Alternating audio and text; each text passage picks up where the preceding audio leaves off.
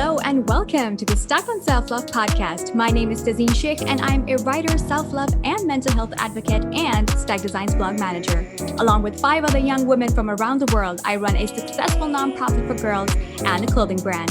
At STUK Designs, we believe in self-love first because self-love is the dawn that marks the beginning of all the different kinds of loves and because it undoubtedly sustains success. This podcast shines light on strong and talented women who persevere and excel in life while bathing in abundant self-love. So if you're ready to keep it real, level up in all your inner work, creative business, and community impact, then you've come to the right place because we provide you with content that helps your soul glow, your mind grow, and keeps you lit. Thank you for pressing play. Let's dive in.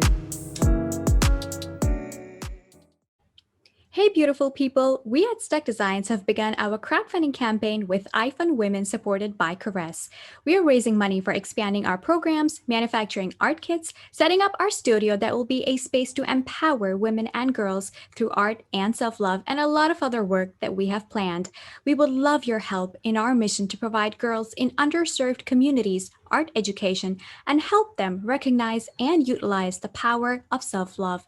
Visit our website www.stukdesigns.org for a link to our campaign. Hey, everything's okay? Yes, everything's good. I'm good. How are you? My name is Tazeen. I'm good. Nice to meet you, Tazeen. I'm Ali. You can call me Ali. Okay, sure. Perfect. Wow. Hey, so STUK, we're gonna put in some merch here. Was not prepared for that. So, can you please tell us about yourself, Ali? Okay, my name is Aliana King. I am born and raised in Bermuda, and I am a full-time model living in LA. Great. So, when did you start your career as a model? I started,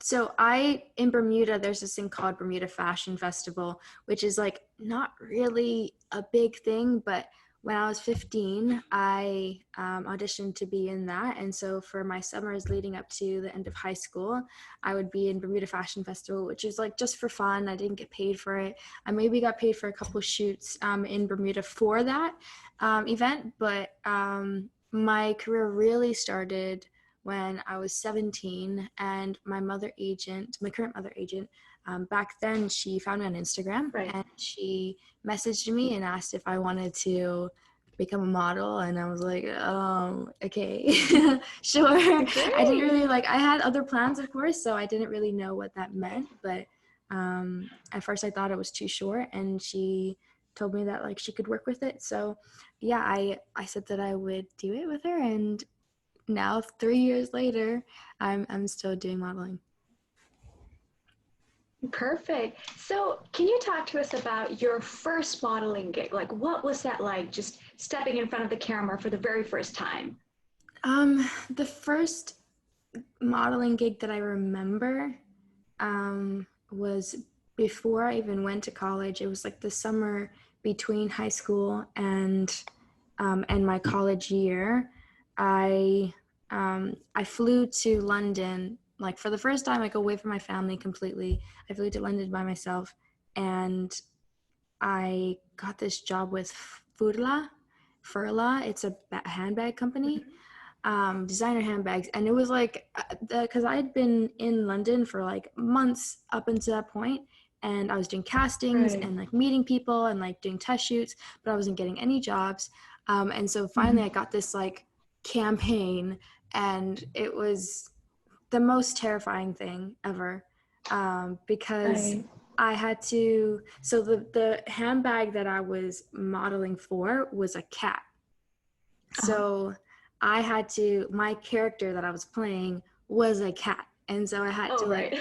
meow, and they were having me doing Oh. this stuff and chasing flies or a laser or whatever, and acting like a cat and Right. saying meow and purring and all that kind of stuff. And this is my first time doing a shoot like this, and my face is on monitors all around the room, maybe 20 different monitors, because there was 50 different people there, and so they're all watching from whatever area they're doing to make sure the like the sound and everything was good. It was looking good. And they were like, the director was directing me while everybody was like quiet, like watching what I was doing. It was just, it felt like so much pressure Wow, it is. yeah. And I mean, I've gotten used to that now, but at the time, yeah, I didn't know how to like handle it. But it was a great experience, and it was definitely a learning experience. I kind of had to like just let go and just, Of course. do whatever and like kind of forget about, being embarrassed by anything that I was doing, because you really have to just like let go of fear and do what they ask you to do. Of course, right. So, do you have any models that you look up to, any childhood or current inspiration? So because I come from Bermuda, it's such a small island, and we don't really get exposed to like the type of models or big figures in America that people here do.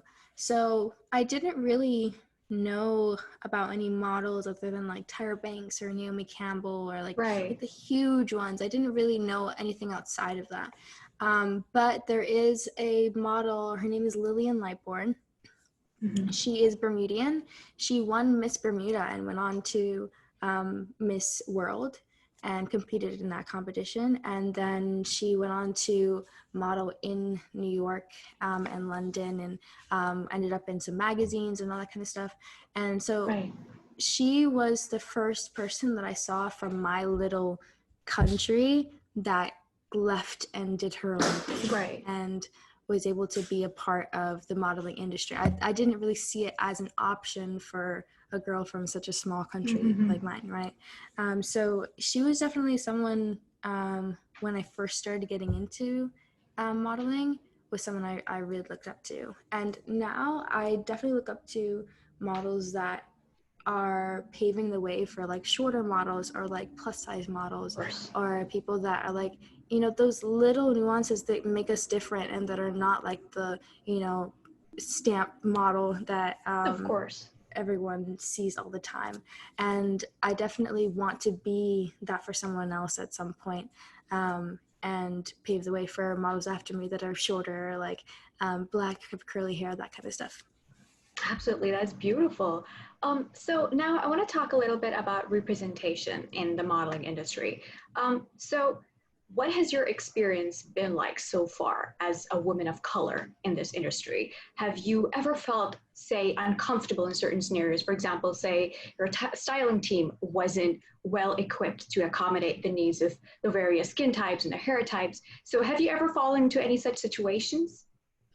I mean, this is something that I've talked about a lot recently, is that there's a lot of racial biases or a lot of gaslighting going on in this industry that Right. it tends to be ignored a lot.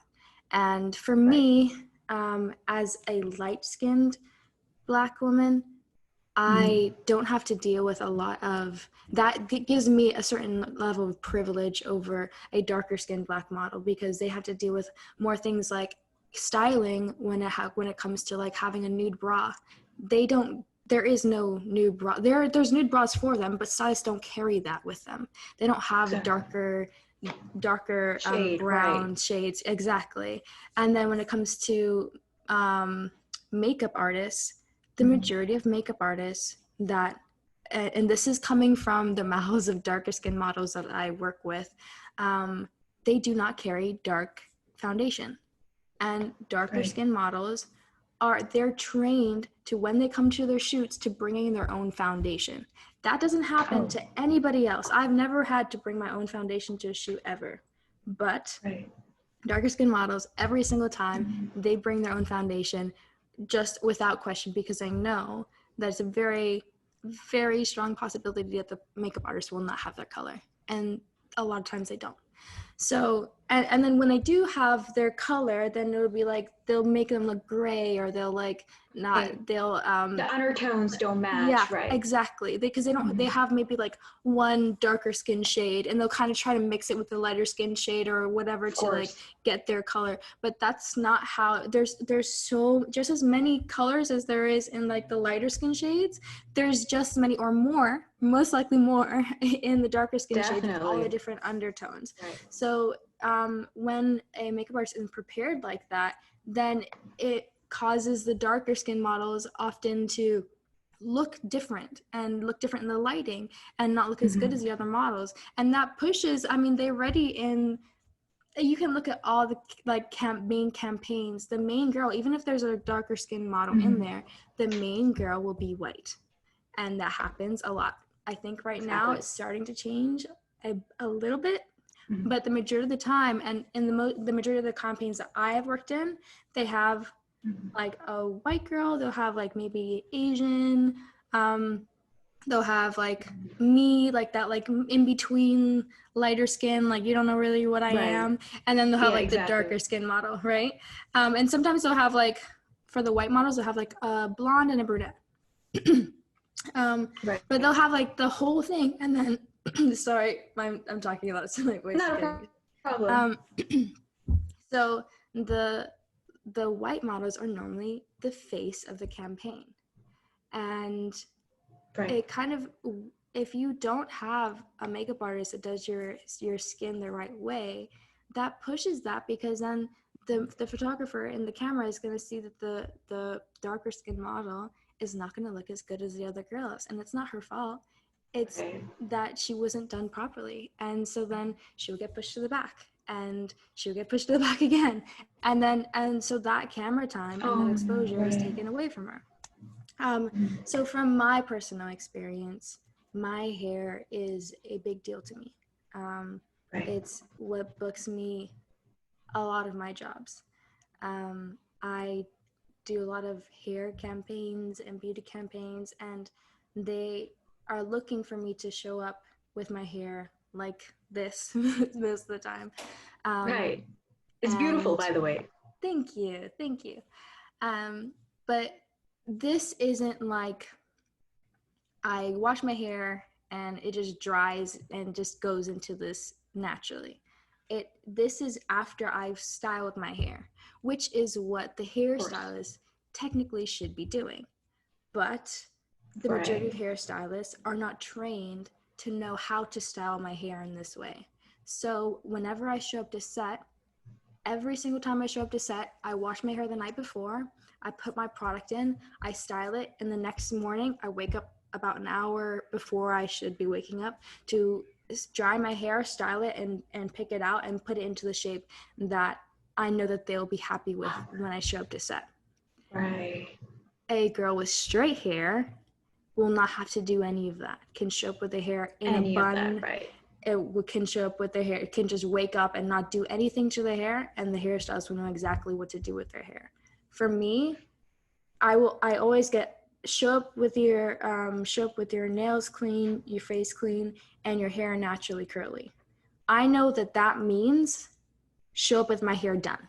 You know, Right. it does. Exactly. Like I don't know if it's that they don't understand that not showing with my hair naturally curly is not the same thing as like doing nothing to it, but I'm expected, and it's very easy for me to say that, like, you know, they want me to show up anyway, and then the hairstylist can do it. But the majority of the time, the hairstylist, even when I show up with my hair like this, doesn't know what to do with my hair, and doesn't know how to style it, and doesn't know what to do with it. And so, I mean, I'm not going to mention what shoot it was, but a shoot that I did more recently, I showed up to set, and the hairstylist said, okay, just come over here. We're going to pretend like we're doing your hair. And so, and it was supposed to be like a joke. And that happens all the time. I'm just going to pretend like I'm doing your hair or something because it looks beautiful already. And I get that all the time. And it's supposed to be like, ah, ha, ha, ha, like, oh, my hair looks beautiful already. Like, you don't have to do anything to it. But the truth is you that spend so much time on it. Right. Exactly. So, and there are times that I've like, I got a shoot last minute and I didn't have time to wash my hair. My hair was in like not done up properly, and I do my best to make sure that like it's not either tangled or that it's like at least washed. But if I show up to set without my hair perfectly done, consistently there has been maybe, I can remember one time in my career that I've showed up to set with my hair not done properly and it's come out good. Out of all of the hundreds of jobs, however many jobs that I've done, I can bet on that the hairstylist will not know how to do my hair. In fact, because they like to use the like wands, the like heat, the like curling the wands, sort right? of curling irons, the wands, right? Yeah, exactly. Because they see this and then they're like, oh, how do I like fix the frizzing ones? And then it's like, oh, I can just curl it, right? Versus, I mean, it's very easily you can very easily wet a curl and then curl it around your finger, like do little and diffuse it. Takes probably just as much time, lasts longer, and looks more natural. But if you don't know how to do that, then the first thing to think of is the curling wands. But I've done so many jobs where I come back after they curled my entire head, or like they keep on curling it and it's like keeps on getting frizzy because of the humidity. And then by the time I wash my hair, my curls don't go back to the way that they were before. And it, especially because when I show up to set, I'm talking so much, but when I show up to set with my hair like this, it means I have product in it. And the majority of curly, like styling products have keratin, which means that when you put heat on these products, it's straightening your hair chemically. Right. So when they put these, and so it doesn't matter if like they know what they're doing, or they don't leave it on for too long, or they put the heat down, which is all these things that they'll tell you to try to like convince you into letting them do it. It doesn't matter, because when they put heat on those products, it's going to straighten your hair, and it's going to be very hard for you to get your pattern back because it's damaged. So I assume every time I show up to set that they don't know how to do my hair, and that if they're going to try to do my hair, that they're going to use a curling wand. So the night before, I like to make sure to get the call sheet as far in advance as I can and find out who the hairstylist is, and I message them on Instagram, and I send a very kind message saying that I do not want them to use any heat styling tools on my hair at the job, and that I can bring my own products if they don't know what to use, and I can do whatever I can in my power to help them to make their job easier, and that if they have any questions, let me know. So I send that message. I kind of have a general message that I send every time before a shoot. And sometimes I'll have a discussion if they want to ask questions. The majority of the time they're just like, oh, no problem.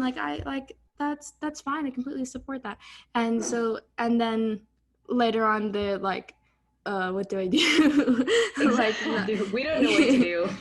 Yeah, exactly. But at least I show up to set knowing that I won't get my hair damaged, which is more important for me, really. But yeah, and that's something that I'm used to now. But again, a white model or a straight-haired model will not ever have to deal with those things. And that's kind of just the sad part about the industry. And as much as, especially now, they want, the diversity, they want the little like splash of culture in there somewhere, right? But then they don't want to do the work to make sure that everybody's informed and knows how to deal with these models. Right. So that sounds like a lot of work, and it's a big deal. It's like a procedure that you have to follow every single time, doing something that's not really part of your job.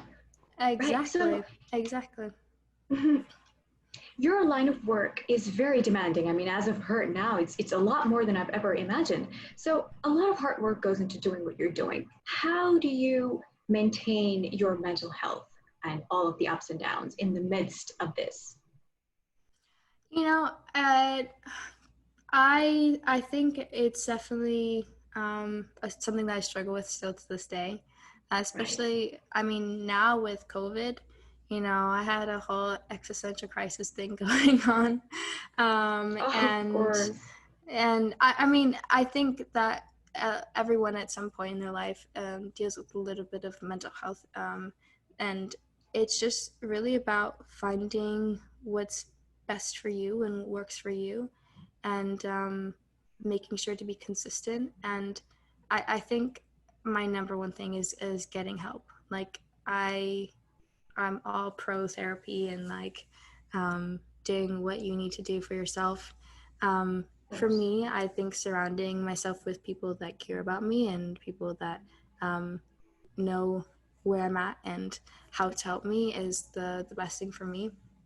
When it comes to modeling, I think the like modeling itself is something that it brings me so much joy and helps me to get out of funks. I think it's the downsides of modeling when you're like waiting to see if you're going to get a job and you're not really sure if you're going to book it, and like there might be a month where everything is completely quiet and you're hearing nothing, and then you kind of get in your head about like, am I good enough, can I do this, like, and then the next month it might be like you're working almost every day, but it's very unpredictable, and you never really know where your next paycheck is going to come from. So I think it's just about making sure that you have faith in yourself and being confident in yourself and your own abilities, and kind of just being patient and doing everything possible to make yourself happy and healthy. That's beautiful. You're amazing and you're so, so talented. Thank you. So let's just move on to our Q&A segment. Our topic for today is beauty confidence, and we asked our followers to send us questions. So we'll take them on together. Are you ready? Yes. Okay, here we go. First question is by Madeline. She asks, Yeah. how do you handle the feeling of being lonely while you're learning to fall in love with yourself? So this process, the self-love journey, right? Yeah. Right. I mean, even when you fall in love with yourself, it's still easy to feel lonely. I think Of course. the modeling industry itself is such a lonely business. I mean, this year I've been haven't been lonely because I've been quarantining most of the time. I haven't been traveling and everything, but I think for the past like 2 years that I've been doing modeling, especially the first year, I was by myself the majority of the time. I would go to a new country and not know anyone there, and be renting a room or like apartment somewhere, and like I would kind of just be going from work to home and not really interacting with people other than adults or people at my work. And it's really difficult also because the people that I would meet, like if I met any modeling friends, a lot of them would be traveling too, or they would be there for like 2 weeks. And so even though I would get to meet them and maybe hang out with them one time, I didn't get to build that relationship with them because they were also going back and forth. So I think it's really about understanding that it's okay to be lonely. I don't think there's anything wrong with that. Right, of course. I think being lonely is the moments where you can learn to fall in love with yourself. I think it's really about, in those moments where I, wanted a friend, or I was feeling like I needed someone. Of course, you have those people you can call and everything, but you really learn the most about yourself and who you are and what that brings out of you, and then you can address that and work with that and grow from that. So those are the moments that I took a step back and read some books and learned more information, and really did things that I think made me stronger as a person today. Right, of course, because your self-love journey can be very isolating at times, but you need to keep moving forward with the knowledge that this process is going to serve you. that this is not only going to strengthen your relationship with yourself, but also your future relationships. You can't pour out love to other people if you first don't fill yourself up with it. So Madeline, keep doing you. You're doing great. So our second question is, she sent in another question. She asks, what is the best way to encourage other women to see their unique beauty? Well, I think the first step is embracing your own unique beauty, because when you're encouraging other, like for example, for me, I especially in the modeling industry, it's like my height, and my crooked teeth. There's like certain different things about me that I think would normally be a negative thing, but I've learned to use it as a strength instead of an obstacle. And by embracing those things and talking about those things and talking about how they affect me and how I use them for the better, that's how other people are encouraged by it and are inspired by that. So I think it's really about being authentic in yourself and what makes you who you are, and the things that you might be a little bit insecure about, like be open about that. Because you'll find that people relate to you in many ways, and more ways than you think they do.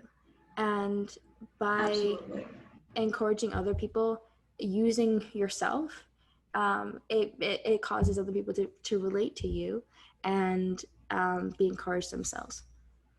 Of course. And adding to that, I mean, tell them that this world is beautiful because of the different kinds of beauty in it. Your unique beauty is something that deserves your self-acknowledgement and appreciation. So we're taking one last question. It's by Yakubu Edith. She asks, what if you feel that every single feature you own is the opposite of what is considered pretty? Well, who determines what is considered pretty? Exactly. I mean, there's a ton of beauty standards in every single situation that is like predetermined by who, you know? Like exactly. I think it's important to set yourself as your own beauty standard. Like, I am the beauty standard of my life, and everything else is compared to me, because I love myself the way that I am and who I am as a person, and I am beautiful. So that's the first step to doing that, because you can't compare yourself to anybody else. So you can do yourself the best. Nobody else can do you the way you do you. So I think that, yeah, it's if I constantly set myself up against beauty standards in the industry or just in general, then I would be against all of them too, because everyone is completely different. Everyone is unique. So there's no way to meet every single standard. It's impossible. Exactly. Because these beauty standards set by other people are often so ridiculous. And so you just need to own up to your features. You need to say, yeah, my features are perfect, and there's nothing wrong with me. And like I said, while addressing the previous question, you have a unique beauty, you need to acknowledge it, and you need to appreciate it. And plus, you're so much more than just a pretty face and just pretty hair and just a pretty body. So don't let anybody break your confidence. Yeah, exactly. So this brings us to the end of our episode for today. Thank you to everyone who sent us your questions. And thank you so much for joining us.